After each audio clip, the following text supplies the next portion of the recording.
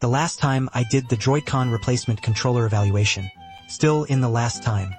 NS's Droidcon handle during use, there will indeed be uncomfortable holding. Just recently I also saw a straighten handle with a grip.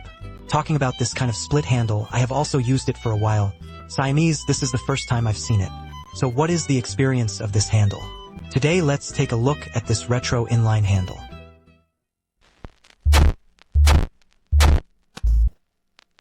Open the box of the outer packaging and take a look. I almost recognized it as an NGC handle.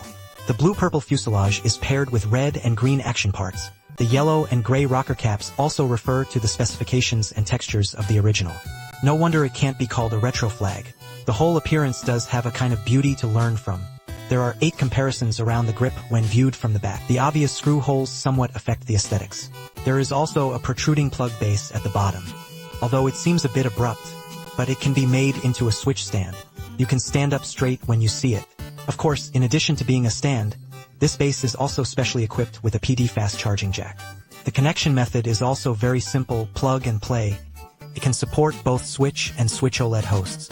At this point, we can put the original Joy-Con handle up and charge. However, after the original console is inserted, due to different size specifications, there will be a gap between the handle and the handle. Classmates with obsessive-compulsive disorder may not be very satisfied. Fortunately, there are 2 supports on the inside for fixation. There will be no instability during play. Lying in bed to play can also ensure the safety of the face. And with OLED boards, it can fit just tightly. The insertion process is also very silky. It seems that this product is still more suitable for OLED users.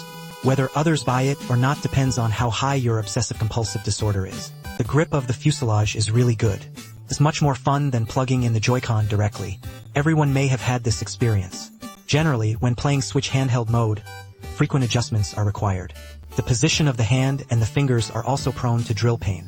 When using the oil ears on the medium handle, the fingers and palms can be gripped, fit together well. Very comfortable in terms of buttons. The function line buttons are all overload plans. Action key, cross key. The shoulder and trigger keys are the same as the Switch Pro handles. Conductive adhesive is uniformly used.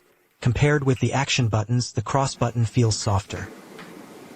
Preferences vary from person to person. The other buttons feel more chewy, especially the rebound of the action keys. The voice is crisp. It is very pleasurable to press. So far, personally, I feel that the biggest drawback is the weight.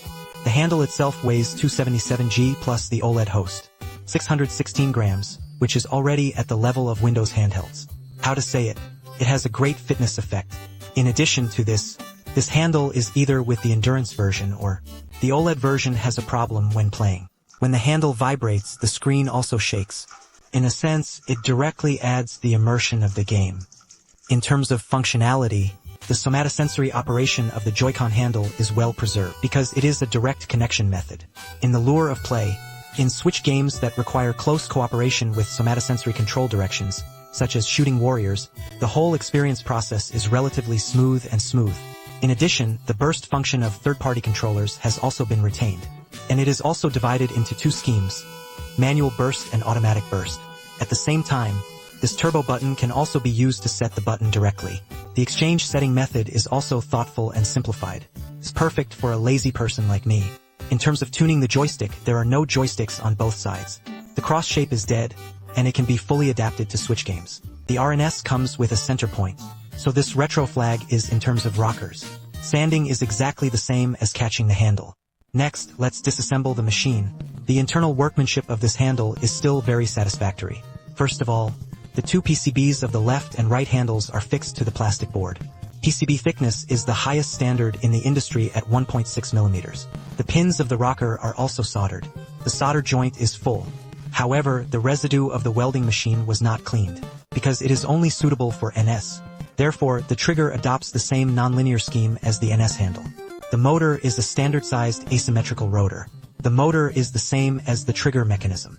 The socket-type contact scheme is used, which is not easy to weld in comparison. Damage. It is also more convenient to replace. What I didn't expect is that the joystick of this handle. The one used was actually the Hall electromagnetic joystick of the Gully family. This is really good. Never worry anymore. After a long period of use, it will drift. But from this perspective, it is already far better than the external anti-handle. It will also make more players willing to try. In general, this handle is still very solid in terms of internal workmanship. Whether it is in the selection of accessories or the fineness of the process, they are all very attentive. Retro exterior styling, comfortable ergonomics, and exquisite interior workmanship. This retro inline NS handle unexpectedly brought me a lot of surprises. In the market for Joy-Con flat T handles, can be said that it is very competitive. The disadvantage is basically only weight, but it is indeed very fatal. After all, this is a handheld computer with a thin and light pre-line level, which is very high. So if students want to buy, the first thing to consider is whether you can hold this weight. Oh right, I just saw a classmate asking next to me on the barrage, did we buy this Famicom machine? You should have seen it just now. This is actually a base to charge the Joy-Con handle. However, it retains the card insertion function of the Famicom. Even the mechanics of the rollout cassette below are real. If we connect it to the TV, you will find that it does not have an interface. Therefore, other functions other than charging are used to decompress. Plus the appearance of Famicom. It is also very beautiful to be a catcher. Interested students can also consider this retro FC charging base.